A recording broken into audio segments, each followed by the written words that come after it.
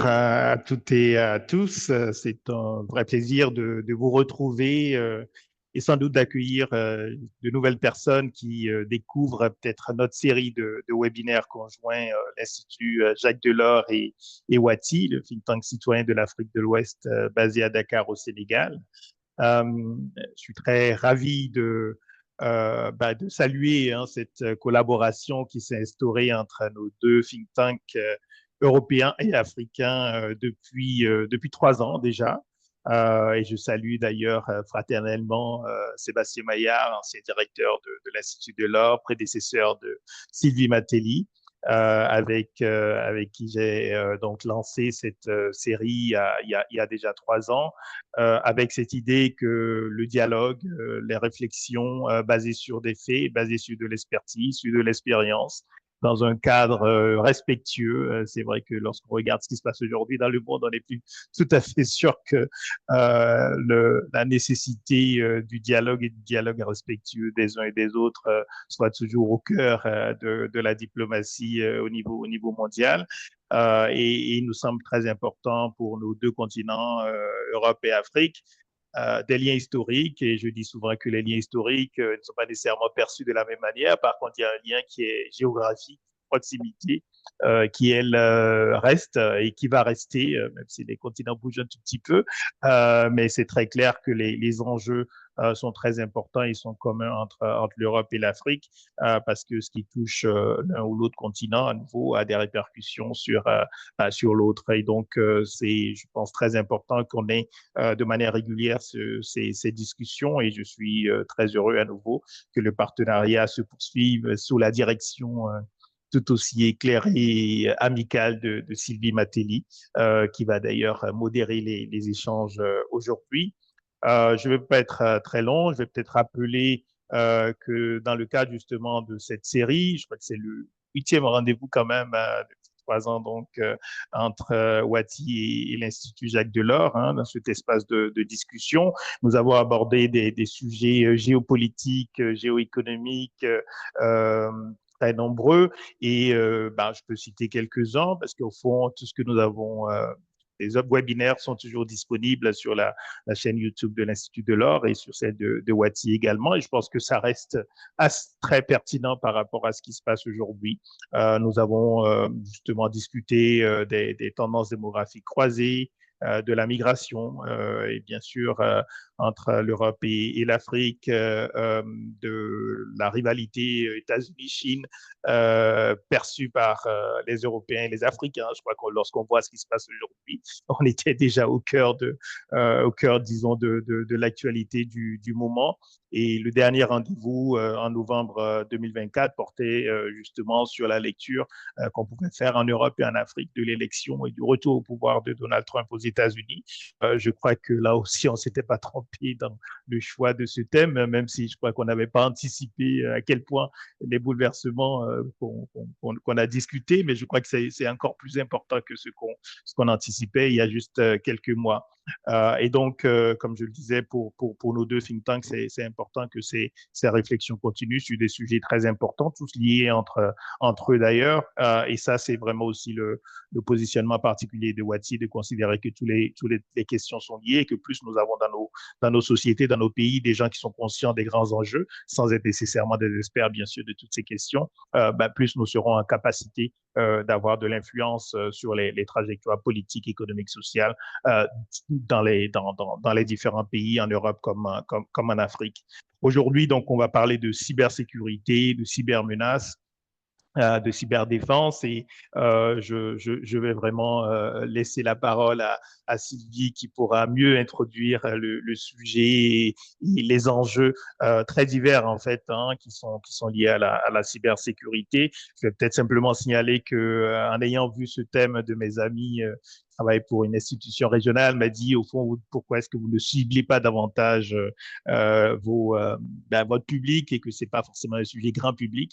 Et ma réponse était de lui dire, en fait, je pense que la compréhension des enjeux, elle est importante pour tout le monde, d'autant plus que les citoyens, dès lors qu'on est connecté, qu'on est dans cet univers, en réalité, je pense qu'on doit comprendre un peu les fondamentaux quand même des menaces qui sont liées à cet espace numérique.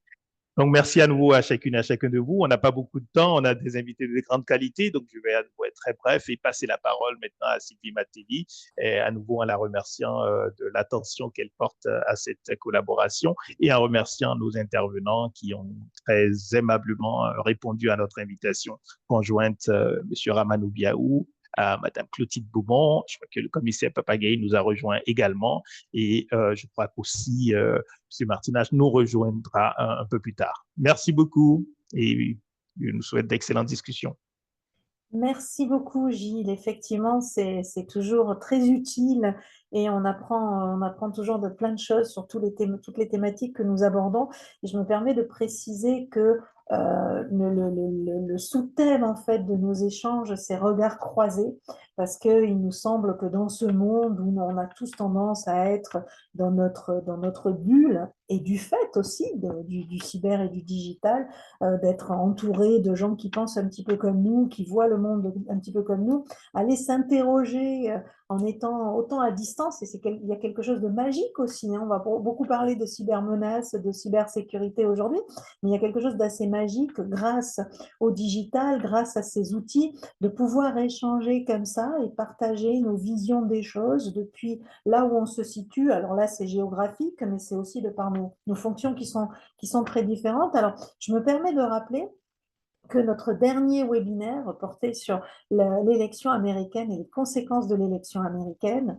Et on voit aujourd'hui que c'était quand même déjà un sujet clé avec l'élection de Donald Trump. Alors, sans plus tarder, parce que je n'ai pas grand-chose à dire moi sur le sujet, que je vous écouterai avec beaucoup d'intérêt, je vais présenter nos intervenants. Alors, on a bonjour Monsieur Papagaye, commissaire Papagaye, qui nous avait rejoint à l'instant. Merci d'avoir accepté d'intervenir. Vous êtes directeur de l'École nationale à vocation régionale de cybersécurité de Dakar, mais vous êtes aussi l'ancien chef de la division cybersécurité de la police nationale du Sénégal. Et vous êtes titulaire d'un doctorat en droit privé, donc autant d'expériences et de compétences qui nous seront très, très, très utiles aujourd'hui pour décrypter ce sujet et avoir un regard croisé sur ces questions de cybersécurité, cybermenaces. Ramanou Biaou, bonjour, merci à vous aussi d'avoir accepté d'intervenir aujourd'hui. Vous êtes consultant et expert en cybersécurité. Vous êtes ancien président d'Internet Society au Bénin et un expert de la gouvernance et du développement de politiques en matière numérique et de cybersécurité pour les entreprises et les organisations. Je vois aussi que vous êtes directeur général de Cyberspector. Donc, si vous nous expliquerez ce qu'est Cyberspector ou Cyberspector, ça le fait aussi. Vous nous direz. Clotilde, bonjour Clotilde Beaumont, merci à vous aussi d'avoir accepté d'intervenir aujourd'hui. Vous êtes analyste à l'Institut d'études de sécurité de l'Union européenne. Vous étiez précédemment chercheuse à l'Institut de recherche stratégique de l'école militaire, l'IRSEM.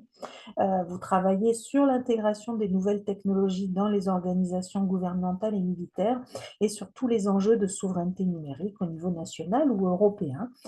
Vous aviez obtenu pour réaliser votre thèse une bourse de la DGRIS, qui est la Direction générale des relations internationales et de la stratégie du ministère des Armées. Et puis Arnaud Barricella, qui est chercheur associé chez nous, docteur en cyber et technologie digitale et intelligence artificielle, devrait nous rejoindre d'ici quelques minutes. Moi, j'avais envie, pour commencer nos échanges, de vous questionner et de faire un petit tour de table entre vous trois, et puis si Arnaud Barricella arrive, je lui poserai la même question, sur lorsqu'on parle de cybersécurité, de menaces liées au digital, on voit bien, hein, on voit bien les attaques, on voit bien les virus, on voit bien tout ce qu'on peut recevoir presque quotidiennement dans nos boîtes email, on voit bien les cyberattaques de certains hôpitaux à certains moments. On a entendu parler de tout ça, mais la question du digital, la question du cyber est quand même quelque chose d'extrêmement large. Il n'y a pas forcément grand-chose à voir dans les enjeux et les conséquences de chacun des éléments que je viens de citer. Donc, j'avais envie de vous demander qu'a changé le digital dans notre insécurité et nos vulnérabilités. Qu'est-ce que la cybersécurité? Que sont les cybermenaces? D'avoir une question finalement assez ouverte qui vous permet à chacun de vous positionner en fonction de la vision que vous pouvez avoir de ce sujet-là. Donc, je ne sais pas qui veut commencer. Est-ce que je fais dans l'ordre d'arrivée à ce webinaire, auquel cas je vous poserai la question en premier à vous, monsieur Biaou. OK. Merci, Madame Mateli. Donc, je suis Ramanou Biao, directeur du Cyberspector. Nous sommes une PME dans la cybersécurité, hein, de façon très transverse et également dans l'intelligence économique. Et j'ai beaucoup d'intérêt aussi pour tout ce qui touche la gouvernance et la sécurité de l'Internet. Je crois que vous l'avez rappelé lors de votre introduction tout à l'heure. J'ai été le président du chapitre Bénin de l'Internet Society et actuellement d'ailleurs membre du conseil d'administration de l'Internet Society Monde. Alors, sur les problématiques de la cybersécurité, je voudrais peut-être établir un contexte. Vous voyez, aujourd'hui, on parle de problèmes de cybersécurité d'abord parce qu'il y a des systèmes d'information. C'est-à-dire qu'on a, si vous voyez le fonctionnement de l'Internet, c'est des ordinateurs qui communiquent entre eux. Et imaginons un système d'information où il n'y a pas de données. C'est-à-dire dit que ça peut très bien fonctionner et ça n'intéresserait personne, absolument personne. Donc, pour répondre à votre question, qu'est-ce que ça a changé en réalité? C'est notre capacité aujourd'hui à digitaliser, à produire de la donnée. C'est ce qui a effectivement changé. Euh, J'imagine, il y a peut-être plusieurs décennies en arrière encore, les permis de conduire, les cartes d'identité et autres là étaient juste dans des registres. D'accord? Mais aujourd'hui, nous avons tout digitalisé. Et bien là, c'est une opportunité pour certains cybermalveillants. D'accord? Et quand je dis cybermalveillants, c'est au sens large hein, du terme. C'est-à-dire, ça peut être des États, ça peut être des entreprises, ça peut être des particuliers isolés ou des groupes totalement organisés. Et ce qui les intéresse aujourd'hui, c'est nos données. Et malheureusement ou heureusement, je ne sais pas, mais notre capacité aujourd'hui à produire de la donnée est impressionnante. Parce que lorsqu'on regarde le nombre de données produites par chaque personne en ligne chaque jour, c'est énorme. Et on n'arrête pas de construire des data centers pour continuer à stocker ces données-là. Et avec l'intelligence artificielle, ça ne va pas forcément améliorer les choses, on va davantage produire de la donnée. Donc, aujourd'hui, nous avons intégré les données dans les systèmes d'information et évidemment, ces données-là intéressent des personnes ou soit des cybermalveillants, comme je le disais au sens large du thème, qui souhaitent accéder à ces données, soit pour avoir des informations stratégiques, soit pour des raisons totalement pécuniaires ou pour déstabiliser. Donc, ce qui fait qu'on peut identifier aujourd'hui, par exemple, si je prends le contexte du cyberespace africain, plusieurs types de menaces hein, qui se répandent. Déjà, il y a ce qui est classique, le phishing et l'escroquerie. Avec l'avènement du mobile money, comme on peut le constater, on a de plus en plus de personnes qui, malheureusement, sont victimes de fraudes liées au mobile money, de l'usurpation d'identité, etc. Nous avons les ransomware. Bon, depuis 5 ans, on en parle énormément. Mais il faut noter une chose, on a comme l'impression qu'on n'en parle plus trop, mais en réalité, le nombre de victimes liées au rançongiciel augmente.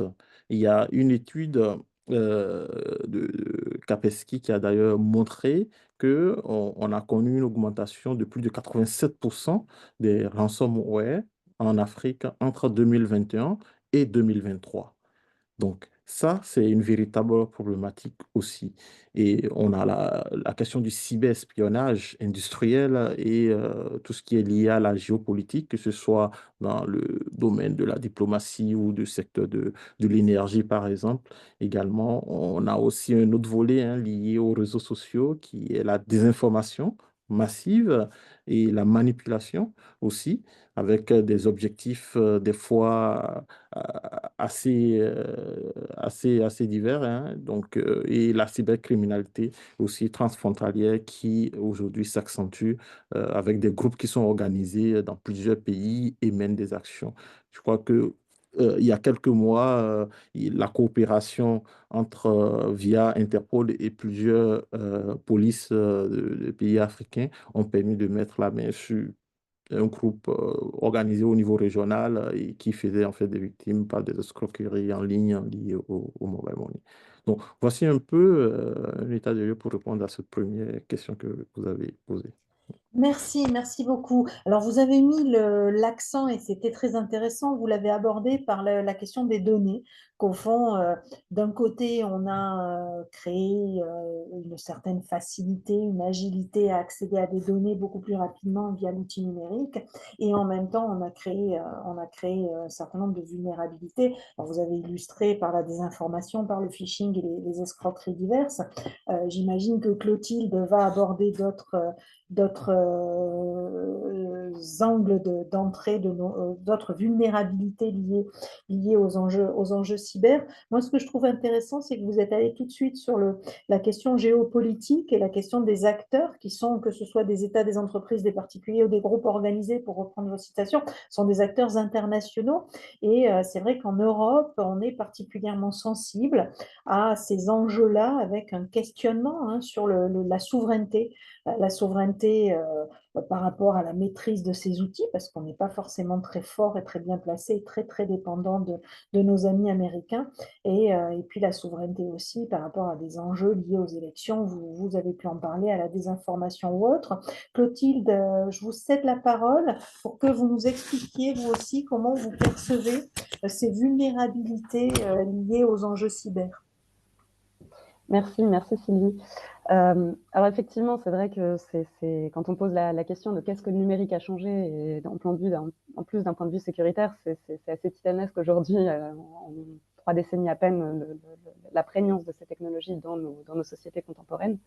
Et peut-être pour reprendre une matrice que j'aime bien pour expliquer un peu ces enjeux sécuritaires, c'est que effectivement, M. Biaou a parlé de la question des données, et en fait, on peut aussi poser la question de la sécurité informatique, qu'on peut concevoir en fait selon 3 piliers, à savoir la confidentialité des données, l'intégrité des données et la disponibilité des données.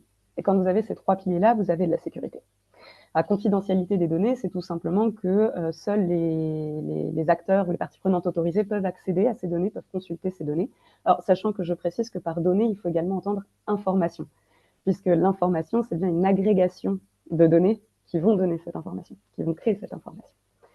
Donc ça, c'est pour la confidentialité. Le principe d'intégrité, ça veut dire qu'en fait, une donnée ou une information n'est pas transformée durant son cycle de vie ou altérée, que ce soit d'ailleurs volontairement ou accidentellement. Donc, quand on va, par exemple, chercher à faire, quand on fait du rançongiciel, on va bloquer l'accès à certaines données qu'on va crypter, qu'on va chiffrer, etc. Ou alors, tout simplement parce qu'on peut avoir une panne dans un data center ou ce genre de choses, on va avoir une perte de données. Et du coup, cette perte de données-là, ça m'amène au 3e pilier, qui est donc la disponibilité des données, à savoir donc que ces données doivent pouvoir être accessibles, et ce, en un temps limité, en un temps donné. Et typiquement, ce genre en fait, dans toutes les menaces, les cybermenaces ou les cyberattaques, du coup, qu'on peut envisager, ça attaque en général ces 3 piliers-là. Et on peut aborder ces 3 piliers d'une autre manière, et c'est là où j'arrive peut-être sur les questions de souveraineté aussi, c'est en fait, de qui dépend-on dans nos infrastructures numériques pour assurer cette confidentialité, cette intégrité et cette disponibilité. Et effectivement, on se rend compte que, alors en Europe, mais cas africain aussi, j'imagine, on dépend de fournisseurs et d'acteurs qui sont alors, parfois des alliés, parfois un petit peu moins. Et typiquement, on a vu ces derniers temps, vous avez parlé donc de l'administration Trump, la nouvelle administration Trump, qu'effectivement, typiquement, ces enjeux numériques deviennent un levier de pression dans une guerre économique croissante entre les États-Unis et l'Union européenne, où notamment on peut se poser la question du respect de ces 3 piliers-là, sachant que la question n'est pas neuve non plus et qu'en fait, on peut remonter déjà aux années 2000-2010, où on avait déjà eu des cas d'atteinte, notamment à la confidentialité des données, par des agences de renseignement américaines. Donc, les plus connus sont notamment les révélations d'Edward Snowden, 2013, qui ont révélé que le gouvernement américain accéder aux données de ses alliés, et donc y compris d'alliés européens. Et on peut se poser la question, ce qui est finalement assez nouveau aussi dans le contexte de l'administration Trump, de la disponibilité de ces données. Parce qu'il se trouve que notre infrastructure numérique européenne dépend énormément des technologies américaines. Vu l'escalade qu'on voit en ce moment, enfin, si effectivement avec les Trump s'est peut-être rétracté sur certaines sanctions en termes de douane aussi qu'il avait imposées, dans quelle mesure est-ce qu'on ne pourrait pas aussi couper l'accès à certains services et donc de facto à certaines données aux Européens par le biais de ces infrastructures numériques? Voilà, ça c'est peut-être juste pour poser un petit peu le débat, ces trois grands piliers. Mais effectivement, après, tout ça se décline aussi voilà, sur l'intégrité de l'information. Ça, on l'a vu aussi au niveau de la désinformation. On peut également se poser la question d'un point de vue sécuritaire on a parlé de cyberdéfense tout à l'heure aussi, de l'utilisation de ce genre de technologie-là aussi, et l'importance de la cybersécurité dans le cas d'opérations militaires, par exemple, où voilà, le spectre est extrêmement large, et effectivement, aussi bien du secteur civil au secteur militaire, etc. etc. Merci beaucoup Clotilde. Ce qu'il y a de bien quand on échange avec des chercheurs comme vous, Ramanou, ou vous, Clotilde, c'est qu'ils aiment bien structurer leurs idées et du coup, ça devient tout de suite beaucoup plus clair. Et je retiendrai effectivement, et c'est très complémentaire de ce que nous avait dit Ramanou sur les données, je retiendrai les trois dimensions, confidentialité, intégrité, disponibilité. Ce qui transparaît déjà, et on y reviendra tout à l'heure dans votre analyse, c'est le côté très englobant, et ça rejoint ce qu'on disait sur le fait qu'aujourd'hui la donnée était partout, que le digital était partout. Il y a des enjeux économiques, il y a des enjeux politiques et stratégiques. On a d'ailleurs déjà pas mal parlé des États-Unis, on n'a pas parlé non plus dans ce contexte géopolitique, on n'a pas encore parlé de la Chine ou éventuellement de la Russie, donc on y reviendra dans un instant, mais je vais tout de suite céder la parole à Papa Guillet, commissaire. La question que j'ai posée à nos deux intervenants, c'est comment on peut définir en fait cette cybersécurité ou ces enjeux cyber, et par quel biais, par quelle entrée sommes-nous vulnérables à ces enjeux cyber. Je vous laisse la parole tout de suite. Bon, merci beaucoup. Je voudrais vous remercier de l'invitation. Effectivement, vous avez bien présenté. Je suis le commissaire Gueye, ancien chef de la division spéciale de lutte contre la cybercriminalité, de la division cybersécurité, actuel directeur général de l'École nationale de cybersécurité. Alors, on m'avait demandé d'aborder le sujet en partant des points suivants. La nature des cybermenaces dans le contexte sénégalais et africain, les perspectives de lutte contre la cybercriminalité,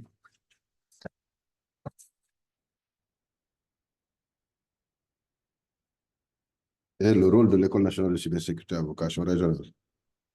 Mais au regard de votre introduction et de ce qui a été dit, je tente d'orienter mon intervention autour du contexte de la cybersécurité africain et des menaces, ainsi que les raisons pour lesquelles on en parle aujourd'hui.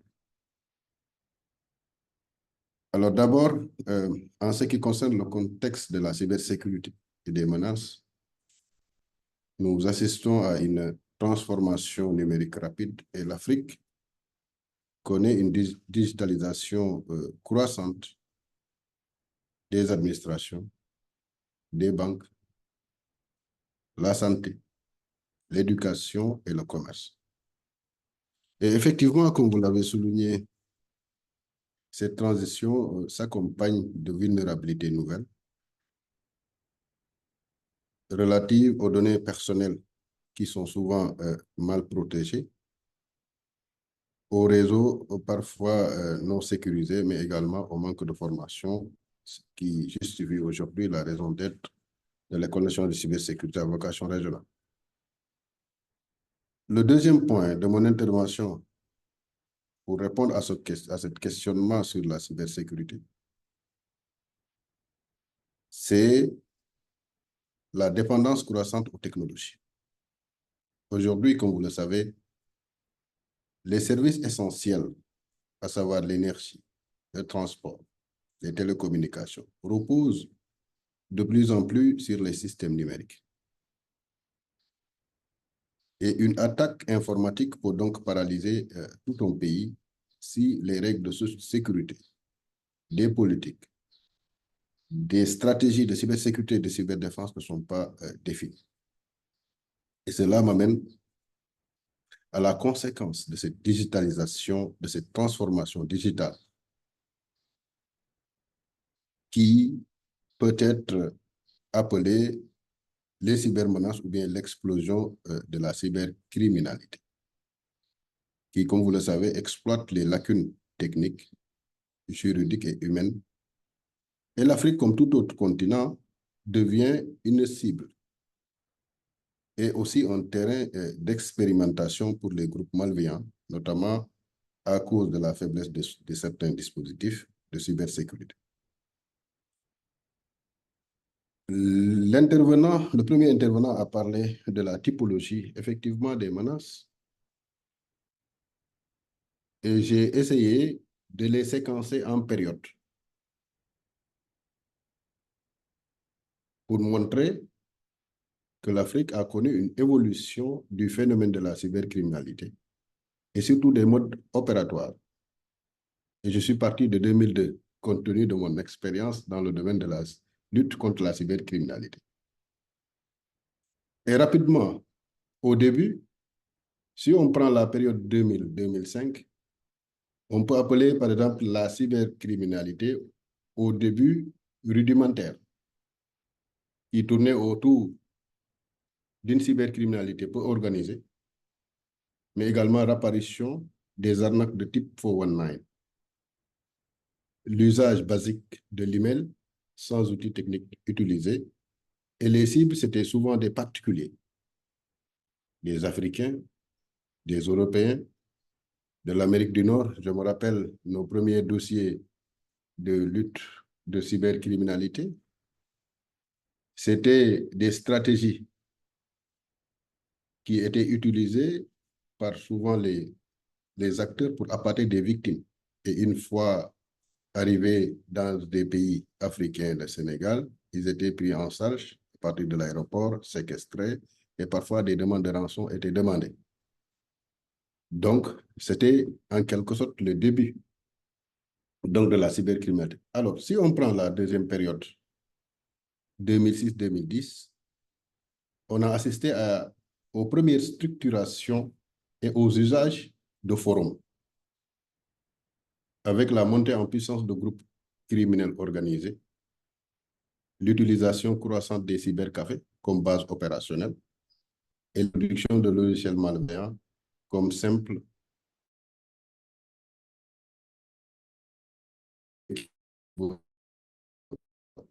et c'était également le début du phishing et du vol de données bancaires. Alors,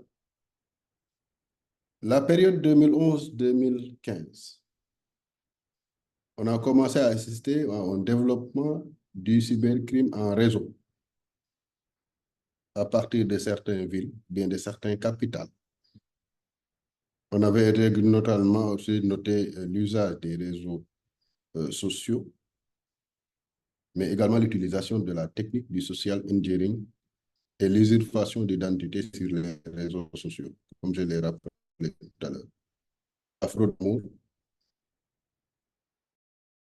la création de fausses commandes. Et c'est pour terminer, 2016 à 2020,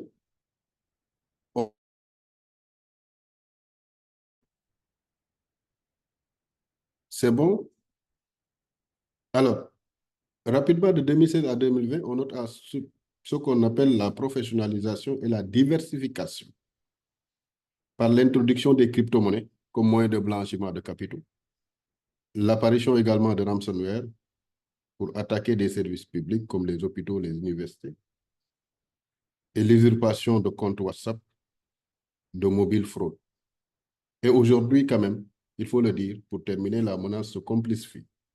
Et ces menaces-là sont devenues des menaces hybrides. On parle aujourd'hui de cybercriminalité hybride qui combine cyber et terrain avec des complicités,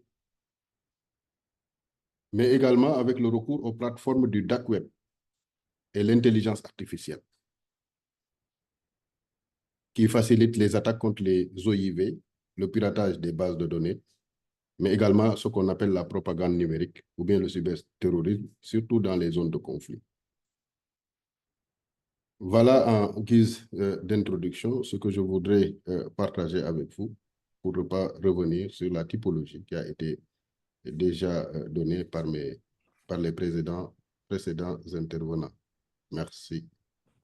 Merci à vous, c'était très clair et on voit la montée en puissance des cybermenaces en fait, et en particulier des acteurs, même si vous ne les avez pas directement abordés. Et c'est tant mieux que vous ne les ayez pas déjà abordés parce que ça va me permettre de rebondir en questionnant chacun d'entre vous. Peut-être je vais me tourner directement vers vous, Clotilde, parce que est-ce que nous, côté européen, on pourrait avoir le même type de structuration temporelle en fait de la montée des cybermenaces. Et du coup, je rebondirai ensuite en vous demandant à qui profite le crime et qui sont les acteurs. Alors, monsieur le commissaire Gaillet, vous avez commencé à parler de l'instrumentalisation dans des conflits et donc on imagine qu'il y a aussi des États qui sont derrière tout ça, il n'y a pas que des acteurs privés. Et d'ailleurs, les acteurs privés sont souvent situés dans des États très particuliers. Donc, Clotilde, si vous voulez commencer à aborder cette question, alors de la temporalité et puis des acteurs et de cette montée en puissance des acteurs et de la diversité de ces acteurs de cybermenaces. Oui, merci beaucoup. Non, je serai assez bref parce que c'était très clair. Et effectivement, oui, on peut voir la même montée en puissance, évidemment, puisqu'en fait, tout simplement, c'est en même temps que la numérisation a lieu et que les outils technologiques se développent, qu'on voit aussi une évolution des attaques, des menaces, etc. Tout simplement. Ah, ok. Et, Ah, va.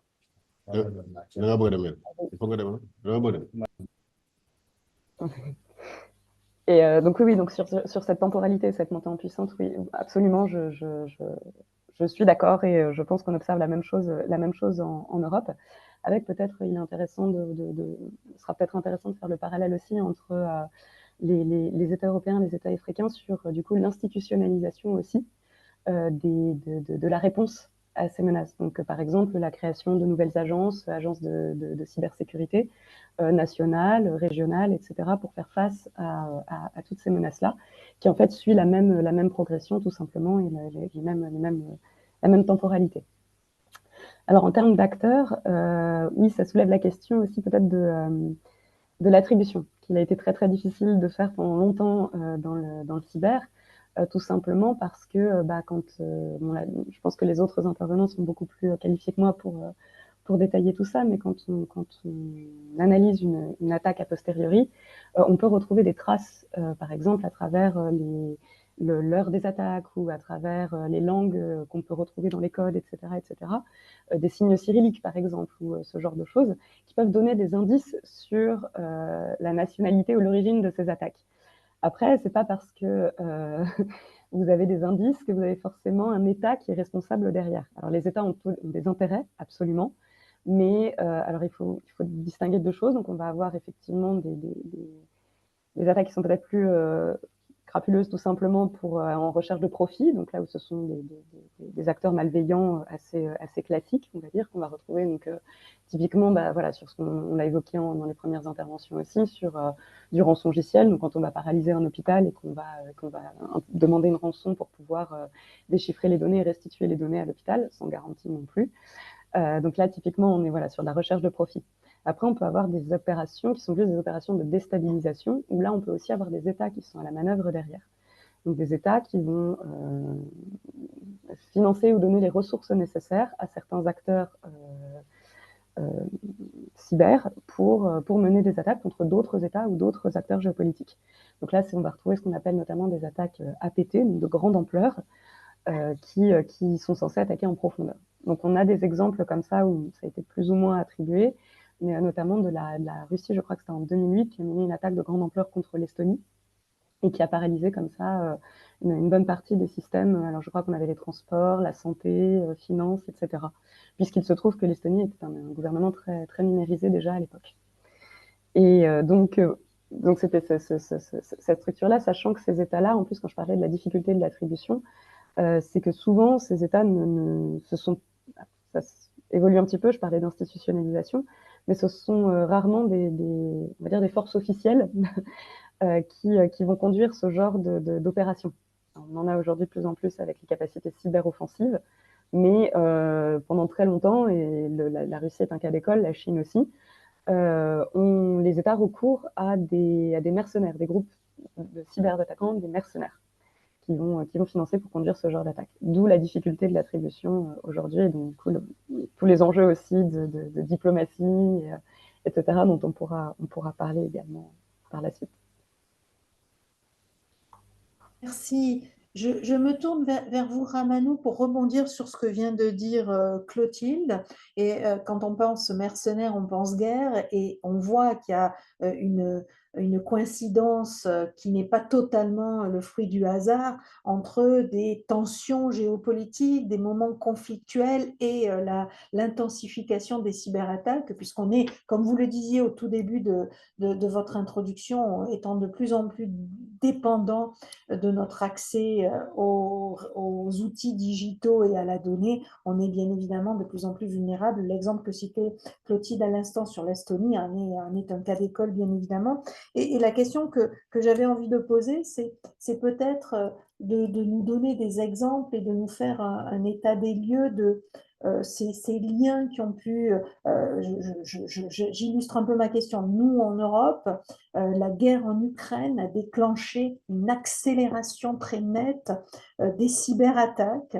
On sait aussi que, et j'avais étudié ça moi il y a quelques années, alors pas du tout sur la dimension cyber, mais on travaillait sur les questions des routes de la soie et la façon dont les Chinois se positionnaient sur les routes de la soie et coupler leur investissement à des cyberattaques ou en tout cas une déstabilisation dans la négociation de certains acteurs. Est-ce que vous pouvez nous en dire un petit peu plus sur les enjeux africains et en illustrant par des exemples de conflictualité et multiplication des cyberattaques, voire des vulnérabilités?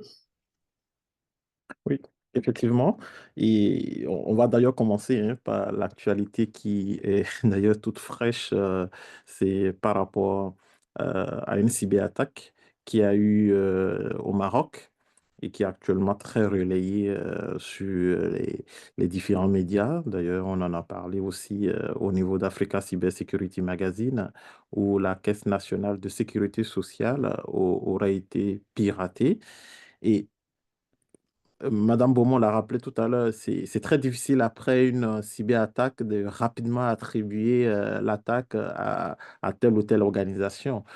Mais dans le cas d'espèce, c'est attribué à l'Algérie. Et comme vous le savez, hein, pour ceux qui suivent l'actualité avec le conflit au niveau du Sahara occidental, la position algérienne et marocaine, donc on fait rapidement le lien. C'est juste pour expliquer comment, en fait, les situations politiques ou géopolitiques standards commencent, en fait, à se manifester de façon euh, très dynamique dans le cyberespace.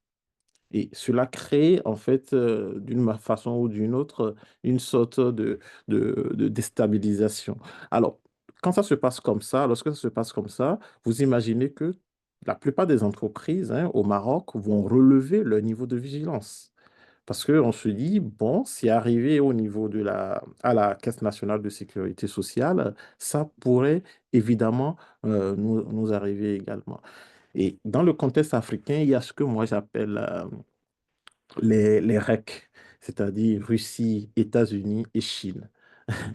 En réalité, c'est des acteurs qui sont dans plusieurs pays en Afrique, avec des fois des intérêts divergents, on va dire ça comme ça. Bon, la Russie, très souvent, est accusée d'influence, de contraintes, etc.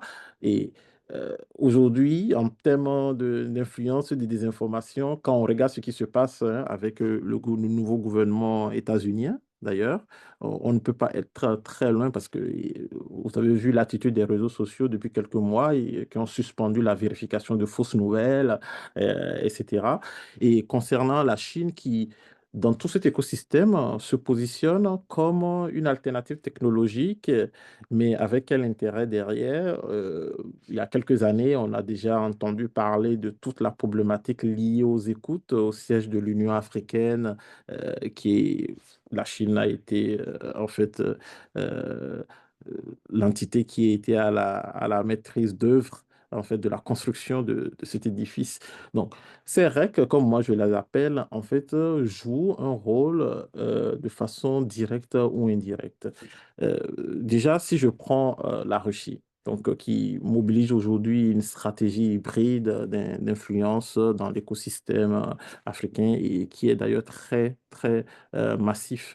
C'est-à-dire, l'écosystème africain devient malheureusement le terrain d'influence, de contre-influence par rapport à des problématiques des fois qui ne sont pas africaines aussi.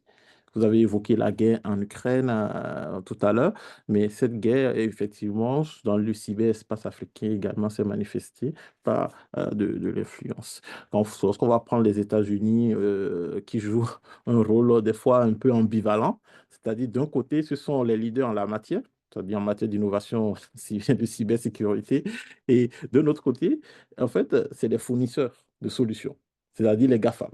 D'accord? Ils nous fournissent les meilleures solutions de cybersécurité. Donc, quelque part, ça pose une question. En même temps, c'est qu'on on dépend de ces solutions-là la plupart du temps. Et il y a un exemple que j'aime souvent rappeler, qui est quand même assez pratique. Donc, il y a un grand éditeur américain, qu'on utilise tous d'ailleurs, et qui fournit un service de messagerie. Et ce service de messagerie est utilisé par presque tous les gouvernements. C'est-à-dire, on peut le savoir, hein, c'est pas quelque chose qui est caché. Il suffit de regarder dans... Vous pouvez donner des noms, hein, il n'y a Oui, pas de oui, donc souci. il suffit de regarder dans le DNS, et vous allez voir, donc la plupart utilisent Microsoft 365, etc. Bon, c'est vrai que ça marche très bien, ça fonctionne de façon excellente, ça, c'est pas la question. Mais en même temps, c'est la même entité qui parle de souveraineté quelques minutes plus tard. Souveraineté de quoi? Est-ce que là, on veut être sur la souveraineté au niveau technologique, la souveraineté au niveau des données, parce que dans certains cas, l'usage, elle n'est même pas fait au niveau local de la solution, elle est faite, l'usage est fait plutôt dans le cloud. Donc, il y a une grosse problématique qui se pose là. Donc, c'est pour ça que je parlais tout à l'heure de la position aussi ambivalente des États-Unis par rapport à ces questions-là. Et la Chine qui se propose comme une alternative avec des technologies de la 4G qui sont déployées massivement au niveau des plusieurs opérateurs aujourd'hui en Afrique aussi. Bon, on va considérer parce que chacun se dit être sain en soi. D'accord? C'est-à-dire, chaque entité, moi, je suis sain, je ne fais rien de mal, en tout cas, jusqu'à ce qu'on découvre qu'il y a, en fait, quelque chose, que ce soit les Américains, on connaît l'histoire des écoutes, des partenaires ou des alliés, voilà, l'écoute des alliés, et réalisée par les Américains. Donc, du moment où on ne détecte pas, en fait, on considère que la solution, elle est saine et qu'il n'y a pas en fait de fuite, de point d'entrée, de backdoor, comme on le dit dans notre jargon, etc. Donc, en fait, dans l'écosystème africain, on se retrouve au fait à effectivement parler de souveraineté, à parler de comment est-ce qu'on s'autonomise sur le plan technologique, mais en même temps, c'est que nous n'avons pas toujours ce pouvoir technologique. Je crois que cette problématique est aussi partagée avec l'Europe, hein, parce que quand on regarde tout ce qui se passe ces derniers jours, on se pose la question de savoir est-ce que toutes ces solutions états-uniennes qui sont déployées dans les écosystèmes européens, est-ce que c'était vraiment une bonne idée? Mais bon. Ça, c'est un autre débat, mais ça montre un peu les ramifications et la complexité de tout ce sujet-là. Merci beaucoup. Et alors, il y a Arnaud Barikella qui nous a rejoint. Bonjour Arnaud. On va essayer de vous réintégrer à la conversation. On a été déjà largement amorcé. Moi, il y a une Merci beaucoup, question, Sylvie. il y a une question qui me venait en vous écoutant. On a vu ces dernières semaines combien l'arrivée de Donald Trump, le retour de Donald Trump au pouvoir était terriblement disruptif et en particulier redessiné à la fois la relation des États-Unis à la Russie, ennemie ou quasi-ennemie avant le 21 janvier, et puis aujourd'hui pratiquement les meilleurs amis du monde, jusqu'à quand on n'en sait rien. Et puis deuxièmement, on voit ces jours-ci très clairement, alors qu'on avait cru que c'était passé à la trappe, on voit ces jours-ci relancer l'affrontement, la confrontation, une confrontation très dure entre les États-Unis et la Chine. Or, vous avez parlé à l'instant Ramanou du REC, de cette Russie, États-Unis, Chine, ces acteurs clés en fait du cyber, du monde cyber. La question que j'avais envie de vous poser, je ne sais pas si c'est vous qui répondez, mais vous pouvez être plusieurs à répondre. Je ne sais pas qui voudrait répondre à cette question. La question c'est, est-ce que ce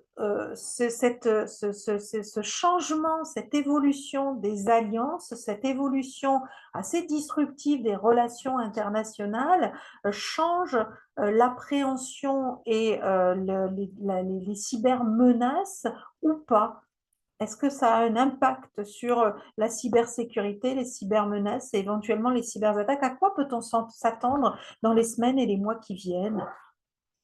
Qui veut répondre en fait? Et vous pouvez être plusieurs, vous pouvez tous répondre si vous voulez, mais qui veut commencer? Je peux commencer à donner quelques éléments de réponse. Non, mais évidemment, totalement d'ailleurs. Et moi, de ma perception, hein, parce on est beaucoup plus dans le côté opérationnel de la cybersécurité, etc. Je crois que aujourd'hui il y a un recul au niveau africain sur les choix technologiques et surtout la diversité technologique. Dans le jargon, on va parler de plusieurs paliers, c'est-à-dire ne pas mettre en cascade les mêmes technologies, parce que si on a les mêmes technologies alignées, l'une après l'autre, le jour en fait qu'on a un problème comme le cas actuellement hein, sur les tarifs douaniers avec les États-Unis, on se retrouve en fait bloqué. Ou si bon, les États-Unis décident de bloquer la technologie, ben, on n'a pas le choix. Donc, il faut créer en fait, il faut mettre en fait des technologies différentes, mais en cascade. Et moi, je constate ça déjà depuis, même avant cette situation, depuis quelques années, que plusieurs entités africaines sont sensibles à cette diversité-là. Et l'Afrique est en pleine transformation digitale. Donc, c'est le continent où il y a beaucoup de choses à faire d'un point de vue technologique. Donc, la Chine, la Russie et les États-Unis, pour ces pays-là, c'est un marché. Et ils vont chercher à positionner leur technologie. Donc, forcément, on aura un impact de façon directe ou indirecte en fonction de la polarisation ou des relations géopolitiques entre tel ou tel État, des négociations qui vont être réalisées et autres. Merci. Alors, avant de laisser la parole à d'autres intervenants sur cette même question, je me permets de préciser à tous nos auditeurs que vous pouvez poser vos questions. N'hésitez pas. Vous avez une boîte questions-réponses qui est tout à fait accessible et disponible pour toutes vos questions que je ne manquerai pas de poser à nos intervenants. J'ai envie de me tourner vers vous, commissaire Gay, parce que vous êtes en première ligne pour répondre à la menace. Donc, j'imagine que vous vous questionnez vous aussi en tout premier chef de ce qui est en train de se jouer au niveau international dans ce rapprochement Russie-États-Unis, cette confrontation qui s'accélère entre la Chine et les États-Unis. Comment vous la percevez? Comment vous l'analysez? Qu'est-ce qu'on peut en craindre ou en attendre dans les semaines ou les mois qui viennent en matière de cybermenaces et de cybersécurité?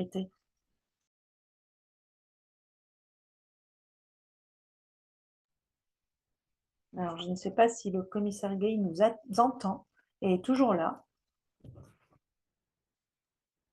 Oui. Oui, je suis là. Est-ce que vous avez entendu ma question?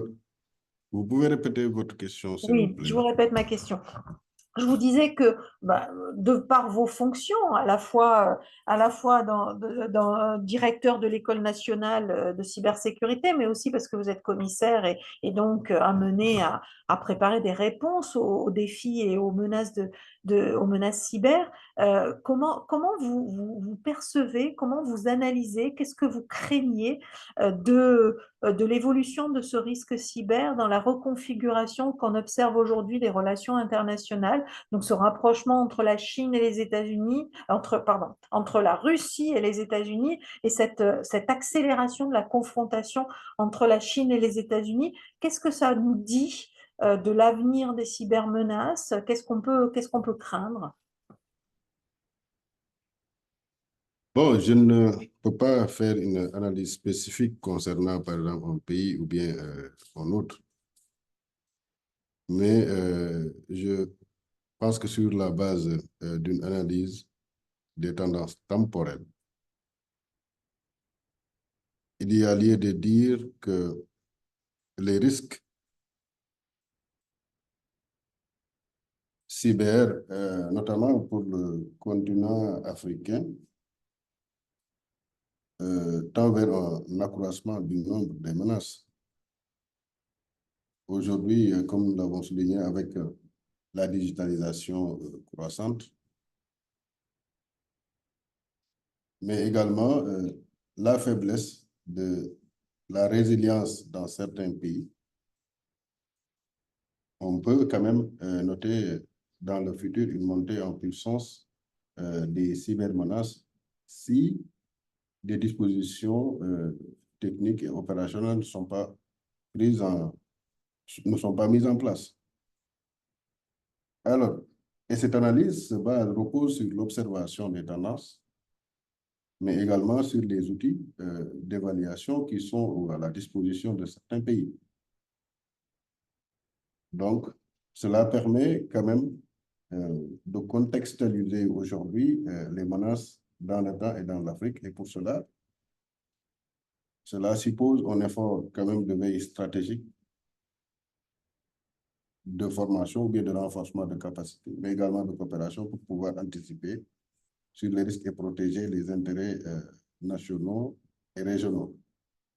Maintenant, sur le cas spécifique quand même des relations internationales, bon, je n'ai pas une réponse par rapport à cela. Merci, et je reviendrai vers vous sur comment on gère ce risque et sur la particularité formation. Clotilde, je ne sais pas si vous voulez répondre à la question. Du coup, pardon, la question sur... Sur que change aujourd'hui, que peuvent faire craindre la reconfiguration à laquelle nous assistons des relations internationales, puisqu'il s'agit des trois acteurs clés dont nous avons parlé depuis le début. Est-ce que vous avez une analyse sur une réponse à cette question? Non, bien sûr, oui, donc sur la question à l'administration Trump. Oui, alors je vais peut-être élargir un petit peu parce que pour compléter un peu ce que disent les autres intervenants et pas rester uniquement sur la question des cybermenaces, mais effectivement, en fait, la nouvelle administration Trump remet vraiment en question la coopération entre l'UE et les États-Unis et y compris les accords transatlantiques qu'on pouvait avoir péniblement mis en place déjà au fil de ces dernières années. Et c'est sûr que on observe, par exemple, pour en citer quelques-uns, mais on a une longue histoire sur, par exemple, des accords de transfert de données transatlantiques, donc entre les États-Unis et l'Union européenne, puisqu'on a quand même de très nombreuses entreprises, par exemple, qui échangent de la donnée quotidiennement, des données notamment des données personnelles, des données industrielles, et on a besoin d'un cadre pour que cet échange de données puisse se faire de manière protégée et fructueuse aussi, que tout le monde en tire parti. Et on a eu un premier accord qui avait été mis en place, qui était, que je ne dise pas de bêtises, c'était le Privacy Shield, je crois, le premier. Peut-être qu'Arnaud Barrichello pourra me reprendre si je dis des erreurs là-dessus. Enfin, on a eu 3 accords qui ont été successivement, enfin 2, pardon, qui ont été dénoncés notamment par Max Schrems, avocat autrichien, parce que ces accords-là ne respectaient pas suffisamment les réglementations européennes en matière de protection des données. Ils ont été jugés insuffisants. Donc, ces accords ont été annulés et on avait réussi à passer un troisième accord, qui est donc le Data Privacy Framework, en juillet 2023, si je ne dis pas d'erreur, aussi dans des conditions qui ont été un petit peu critiquées, notamment du fait de la guerre en Ukraine et peut-être de certaines pressions américaines sur cet accord. Mais bon, le fait est que cet accord était passé. Et depuis l'arrivée de Trump au pouvoir, Trump a décidé de dissoudre au sein de son propre gouvernement un certain nombre de comités, d'entités, etc. Et parce que le comité dont je vais parler était notamment constitué essentiellement de démocrates, il a décidé donc de dissoudre le comité qui était en charge de superviser la mise en place de ce Data Privacy Framework côté américain. Donc très clairement, on peut s'attendre, c'est juste un exemple, mais pour illustrer clairement probablement la fin de ce genre de coopération aussi entre les États-Unis et l'Europe. Et après, plus largement, effectivement, ceux qui étaient nos alliés jusqu'à maintenant ont des positions de plus en plus offensives. Donc on le voit notamment dans les mesures douanières qui ont été prises, dans la manière dont sont considérés aussi les données et les services numériques, où typiquement le fait d'avoir imposé des taxes en Europe sur ces grandes entreprises a été dénoncé par Trump comme étant une extorsion, notamment de la part de certains États européens vis-à-vis des entreprises américaines. Donc c'est vraiment une escalade. Et en parallèle, effectivement, alors peut-être sans parler de rapprochement, mais on va dire peut-être des postures un petit peu moins affirmées vis-à-vis notamment de la Russie, puisque les États-Unis ont quand même déclaré que la Russie n'était pas cette cybermenace comme elle l'était considérée jusqu'à maintenant. Sachant qu'effectivement, par rapport à tout ce qui est campagne d'influence, désinformation, et notamment en Europe, dans le contexte actuel, la Russie, ici, a bien un acteur qu'il faut surveiller attentivement. Donc c'est finalement tout un écosystème qui est en train de se redéfinir, de changer un petit peu, avec on pensait être un allié qui finalement n'en est pas un, mais peut-être que ça nous pousse aussi à ouvrir les yeux sur beaucoup de choses côté européen. Merci Clotilde. Je me tourne vers Arnaud. Et ce que vous dites, Clotilde, me fait penser aussi que en son temps, il y a quelques années, quelques mois, on a choisi plutôt de suivre les États-Unis dans leur prévention des risques et en particulier de se déconnecter ou de s'éloigner ou de modérer l'emprise des Chinois. Je pense en particulier à l'entreprise Huawei qui a quasiment été interdite dans la plupart des pays européens. La question que j'ai envie de poser à Arnaud, en plus de la question sur qu'est-ce que ça change aujourd'hui Trump, c'est est-ce qu'on peut imaginer, parce que c'est ce qu'on entrevoit et qu'on imagine en matière de commerce, est-ce qu'on peut imaginer que cet éloignement entre l'Europe et les États-Unis va aussi dans le domaine cyber nous inciter peut-être à réfléchir, à redéfinir notre relation à la Chine et notre appréhension en fait de cette domination chinoise des enjeux cyber? Bon, merci beaucoup Sylvie pour cette ma question. Pour répondre donc à la première, tout à fait. Donc à l'arrivée de Trump ou son retour donc à la Maison Blanche, va profondément donc ébranler la relation transatlantique à commencer par l'OTAN. Donc l'OTAN qui était donc un acteur très actif sur le cyber. Et puis on a vu ça sous Joe Biden lors de l'invasion russe donc en Ukraine jusqu'à maintenant. Les États-Unis avaient joué un rôle majeur au sein de l'OTAN pour protéger les alliés face aux menaces cyber. Donc c'est sûr que l'attitude de Trump, qui est donc assez curieuse, d'ailleurs, de se rapprocher de Poutine, et puis qui l'amène donc à l'encontre d'une tradition républicaine sous Ronald Reagan de fermeté face à la Russie. Pose de gros problèmes pour l'Europe. Et puis il ne faut pas oublier, comme l'a dit Clotilde, que la Russie est peut-être la principale menace cyber pour l'Europe.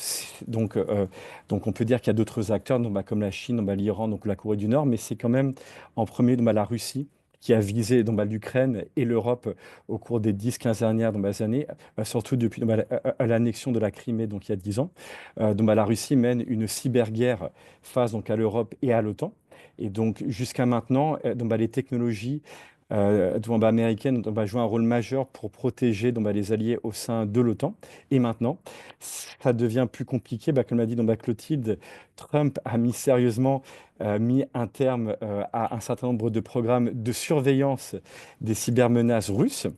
Ce qui est très paradoxal, vu que même sous Biden, la Russie a lancé un certain nombre de cyberattaques majeures contre les États-Unis, et puis y compris en ce qui concerne l'espionnage.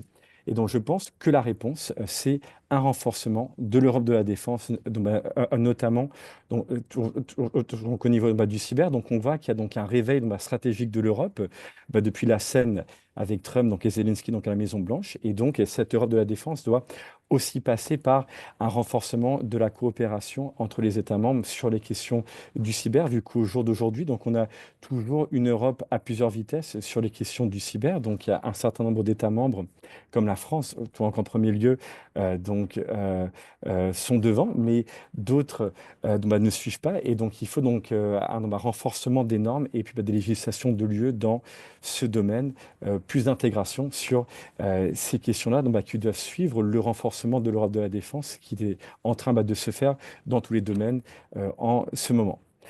Et donc ensuite, au niveau de la Chine, c'est une question très très difficile. Est-il possible pour l'Europe de collaborer de façon étroite avec la Chine, donc une dictature? Est-ce que ce n'est pas en contradiction avec nos valeurs de la démocratie en Europe? Alors, je pense qu'on entre dans une nouvelle phase des relations internationales où la réelle politique s'impose de plus en plus. L'Europe a su comment collaborer avec la Chine sur le climat pour préserver l'accord de Paris lors du premier mandat de Trump. Donc, on peut collaborer avec la Chine sur des enjeux clés comme le climat ou le cyber, tout en gardant à l'esprit qu'une coopération plus profonde demeure délicate, en raison du fait que nos valeurs sont très différentes de celles du Parti communiste chinois. Si je peux juste me permettre de rebondir exactement là-dessus en une phrase, mais effectivement, ne pas oublier, parce que c'est des tendances qu'on peut aussi apercevoir, et je ne sais pas, du coup, je serais curieuse de voir comment c'est du côté de nos collègues africains, mais ce n'est pas parce que les États-Unis nous tournent le dos et qu'on tourne le dos aux États-Unis qu'il faut pour autant se rapprocher trop de la Chine. Et effectivement, attention, vigilance là-dessus, on a toujours les mêmes risques côté chinois dont il faut se méfier, absolument. Et on en revient aux enjeux de souveraineté. Et en plus, on en revient à un sujet, on a une question, et ça rejoint complètement cette question, une question de Sénabou Diop, qui nous demande, qui nous dit, l'UE fait un excellent travail sur la cyber. Quelles sont les pistes de coopération entre l'UE et l'Union africaine concernant les bonnes pratiques en matière de gouvernance, défense et résilience? Le gap est très important et il est urgent de coopérer et d'agir. Alors, merci Sénabou. Qui veut répondre à cette question? Et vous pouvez être plusieurs à répondre encore une fois. Mais qui veut commencer à répondre? Je peux commencer à donner quelques éléments de réponse. Alors, la cybersécurité en Afrique, il faut voir on a commencé effectivement il y a quelques années. Et déjà, pour un peu mettre en face le contexte, en Europe, je crois qu'il y a une très forte transformation digitale. Et après, la cybersécurité a suivi, hein. Donc, des fois même à cause de la réglementation, parce qu'il fallait respecter beaucoup la réglementation. Et c'est un peu différent en Afrique aujourd'hui, parce que la transformation digitale a commencé. Et elle est d'ailleurs en cours. Je ne sais même pas si on a déjà atteint le pic. Donc, du coup, on a la possibilité d'opérer cette transformation digitale-là en y intégrant en même temps toutes les bonnes couches de sécurité. Donc, ce qu'on appelle security by design. Euh, et ça, c'est vraiment une chance. Et lorsqu'on regarde aujourd'hui certains pays africains, on prend par exemple le Rwanda, le Bénin, le Sénégal ou le Botswana ou la Namibie, c'est des pays, d'un point de vue cybersécurité, ont fait des investissements importants, ont mis en place des structures organisées comme l'ANSSI, des CERT, et contrôlent très bien leur cyberespace et sont vraiment engagés dans une dynamique et même une coopération internationale. Il suffit de regarder, hein, le rapport de l'Union internationale télécommunications sur l'index de la cybersécurité des pays, il y a plusieurs pays africains qui sont dans le top 50 des meilleurs acteurs de la cybersécurité. Donc, ça, c'est quelque chose qui est assez important. Cependant, il y a aussi un gap, c'est qu'on a un déséquilibre vraiment au niveau du continent. En même temps, on peut voir au niveau de certains pays, hein, il y a de très bonnes choses qui sont implémentées, c'est en phase, et d'autres pays sont vraiment encore en retard. Déjà, même d'un point de vue réglementaire. Que il y a l'accord de Malabo qui est là, qui avait mis le cadre il y a quelques années, mais il y a d'autres pays qui n'ont même pas en fait de loi sur la protection des données qui soit déclinée au niveau local.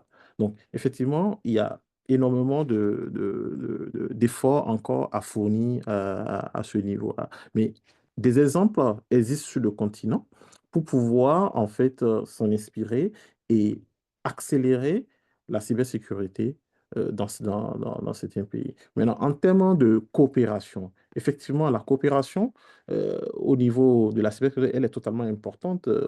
Dans ce cas, même la cyberdiplomatie, aujourd'hui, c'est une question assez majeure parce que lorsqu'on veut adresser tout ce qui est lié aux cyberattaques, on l'a rappelé tout à l'heure, que ce n'est pas parce qu'on voit des écritures en russe ou en cyrillique qu'il faut directement attribuer la cyberattaque. Il faudrait faire des enquêtes vraiment de fond. Ça prend du temps, ça nécessite la coopération parce on va vouloir en fait en savoir plus sur des serveurs ou des IP qui ne sont pas forcément dans le périmètre géographique de la juridiction du pays qui enquête. Donc, il faudrait vraiment une coopération. Et cette coopération-là, elle est très, très importante entre l'Afrique et l'Europe pour pouvoir continuer à faire face à tous ces risques liés. Mais je me permets de vous interrompre, Ramanou, parce que notre auditeur demandait sur l'Union africaine, et je serais intéressée à ce que vous nous précisiez, si vous avez l'information, hein, ce que fait l'Union africaine en matière de cybersécurité.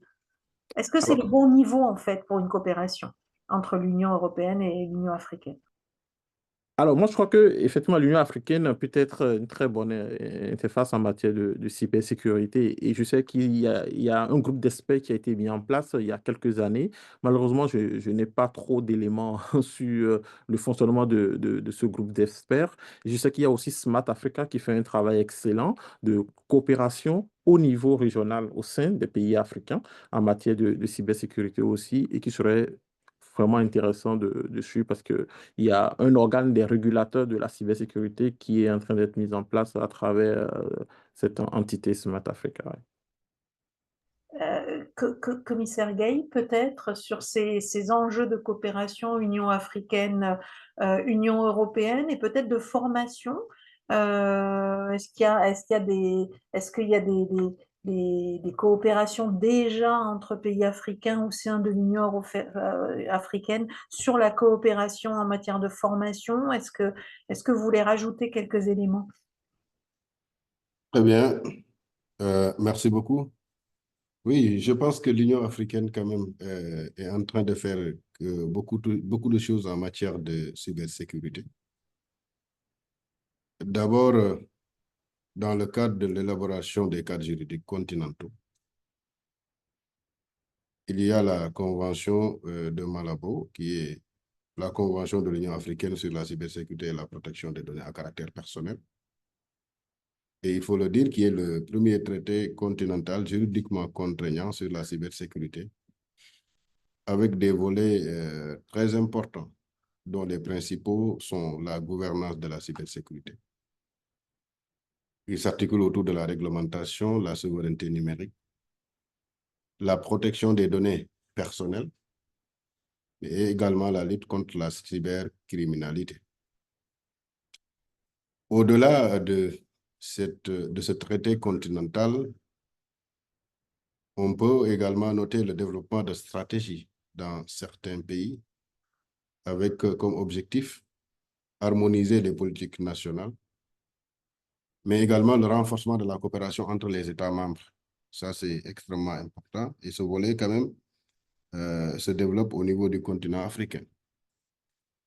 L'intervenant de tout à l'heure a parlé de cyberdiplomatie, qui est un domaine qui est aujourd'hui en train d'être exploré par l'École nationale de cybersécurité. Et cette coopération commence par la formation commune des acteurs au niveau de l'école, mais également la coopération policière, mais également la coopération judiciaire.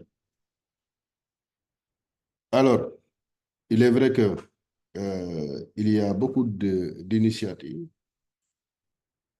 mais il est important aujourd'hui, à mon avis, de renforcer la coopération entre l'Union africaine et l'Union européenne, même le promouvoir, parce que nous sommes dans le domaine du cyber, et au regard des initiatives qui sont entamées au niveau africain, il est important que l'Union africaine prenne part aux discussions, comme il le fait, hein, de l'ONU sur la cybersécurité et le cyberpoids, mais également au niveau de la gouvernance de l'Internet, et défend une approche africaine équilibrée, fondée sur la souveraineté numérique, le respect des droits de l'homme, mais également l'inclusion digitale. Voilà les quelques éléments que je pourrais apporter pour dire Merci que beaucoup. l'Union africaine joue un rôle central dans la structuration juridique, politique, technique de la cybersécurité sur le continent.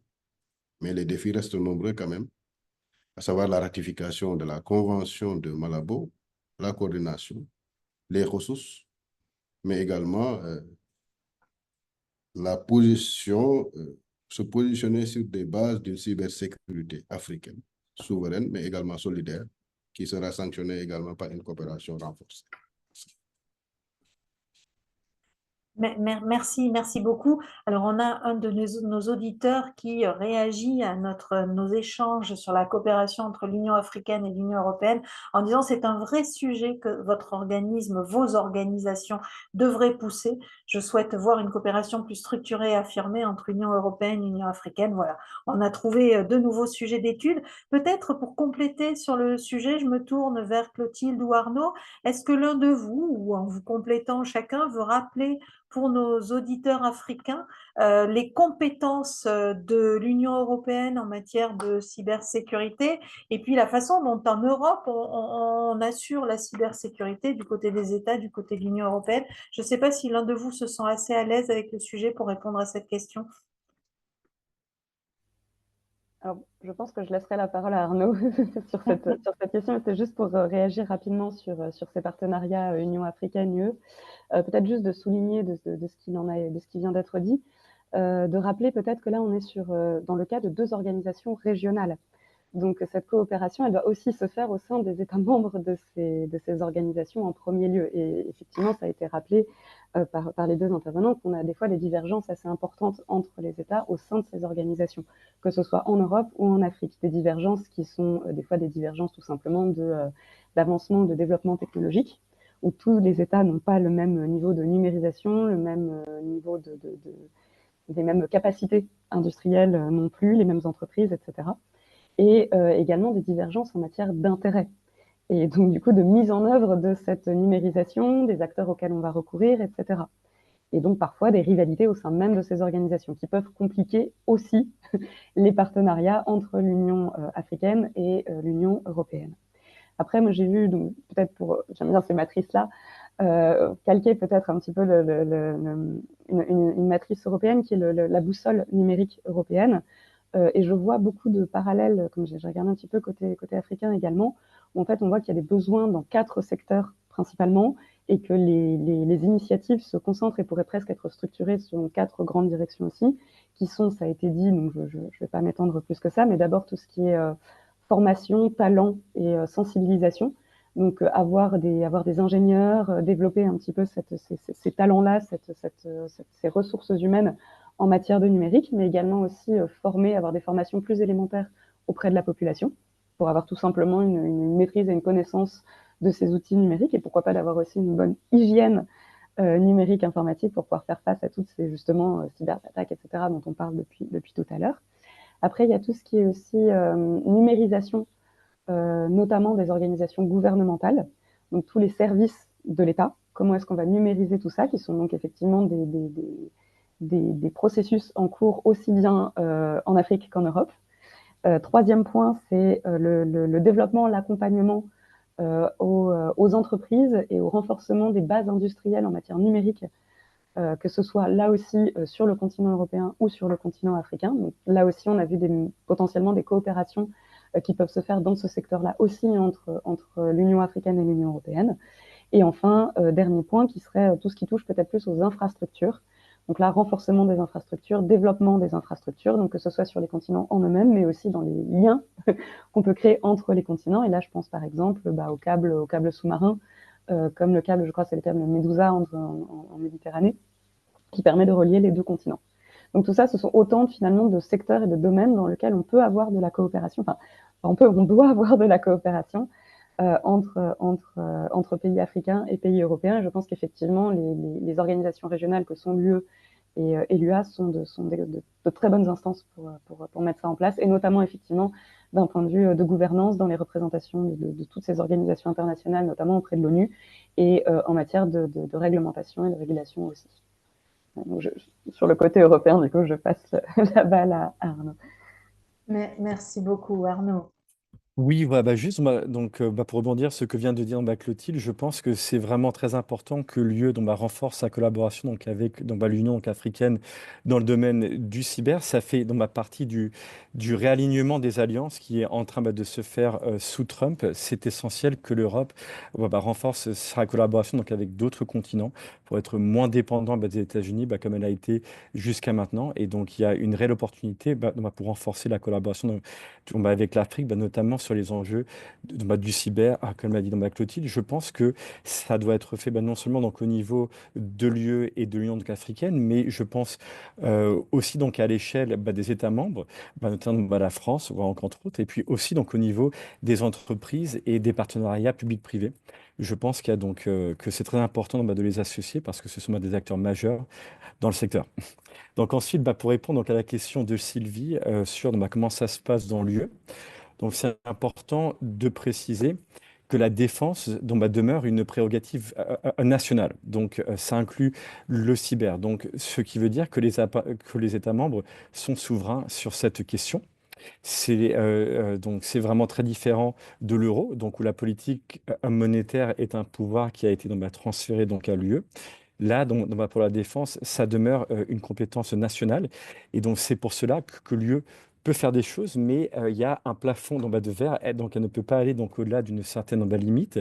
C'est pour ça que malgré les dernières lois qui ont été mises en place, je pense à Nice 1, The Directive on Network and Information Systems en 2016, Nice 2, le EU Cyber Security Act en 2019.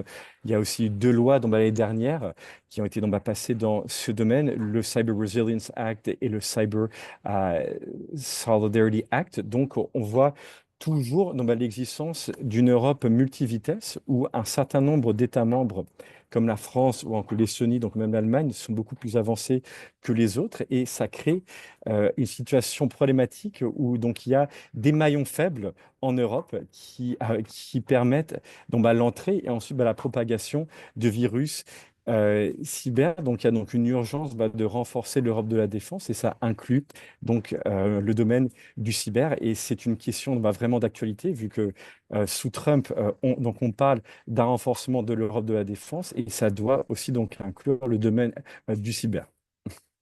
Merci beaucoup. Alors, nous arrivons déjà à la fin de notre webinaire.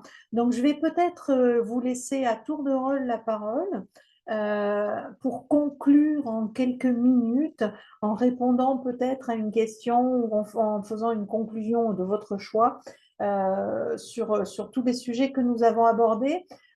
J'ai envie de commencer à l'envers de ce qu'on a fait au tout début, c'est-à-dire d'interroger tout de suite et pour conclure, commissaire Gay.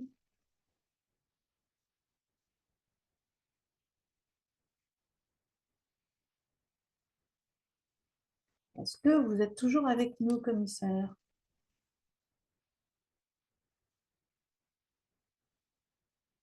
Arnaud, alors Arnaud, je vous laisse conclure. Oui, donc juste pour dire que je pense qu'il y a une réelle opportunité pour l'Europe et pour l'Afrique de renforcer leur collaboration sur le domaine du cyber, sous le nouveau mandat de Trump. L'Europe ne peut pas que dépendre des États-Unis sur les questions de défense. Et donc, il y a donc une réelle opportunité. Ça, je pense que c'est important de souligner. Et puis ensuite, donc à un moment où on se pose la question de la défense donc européenne sans les États-Unis, il y a aussi donc une urgence du renforcement de la collaboration dans le domaine du cyber et de se poser la question si la défense doit rester une prérogative nationale. Donc, est-ce qu'on ne peut pas aussi renforcer l'intégration de l'UE dans ce domaine? Voilà, donc est-ce qu'on ne peut pas avoir une réelle agence européenne du cyber comme ils ont aux États-Unis? Et parce que pour l'instant, l'ENISA n'a pas de pouvoir coercitif. Donc, c'est une question qu'on doit se poser et qui doit être donc au cœur des débats en ce qui concerne le renforcement de l'ordre de la défense dans le domaine du cyber. Merci beaucoup. Merci Arnaud. Alors, Ramanou, je vous laisse conclure tout de suite, Je- mais il y a une petite question qui vous était adressée. On vous demandait un petit peu plus de précision sur l'entité africaine dont vous aviez parlé quand vous évoquiez la relation UE-Union africaine. Alors, je crois que j'ai parlé de Smart Africa qui a créé un organe de régulation, enfin, c'est pas de régulation, un organe pour fédérer les entités au niveau national, donc les fédérer au niveau africain, afin de permettre la coopération régionale déjà au niveau africain en matière de cybersécurité. Donc, Smart Africa. Et je vous laisse conclure. Ok, merci pour l'invitation pour ce webinaire très riche. Et pour conclure, moi, je vais juste partager avec vous la nécessité pour nos deux pôles, hein, que ce soit l'Europe et l'Afrique, de travailler ensemble sur les questions de cybersécurité, surtout de co-créer ensemble, parce que on le dit souvent, en Afrique, effectivement, il n'y a pas encore suffisamment d'experts sur les questions liées à la cybersécurité, mais je crois que c'est quelque chose qui va rapidement changer. Quand je dis rapidement, dans quelques années, l'Afrique regorgera énormément d'experts en cybersécurité.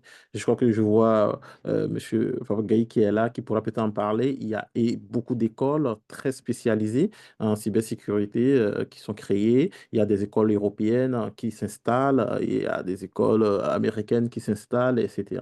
Donc, il y a vraiment une jeunesse qui a soif d'apprendre et qui est prête aussi à relever le défi. Donc, cela, c'est un levier qui pourrait enrichir la coopération Europe-Afrique aussi en matière de cybersécurité. Et l'autre volet, c'est surtout de mettre en place vraiment une coopération structurante entre les deux pays, entre les deux pôles.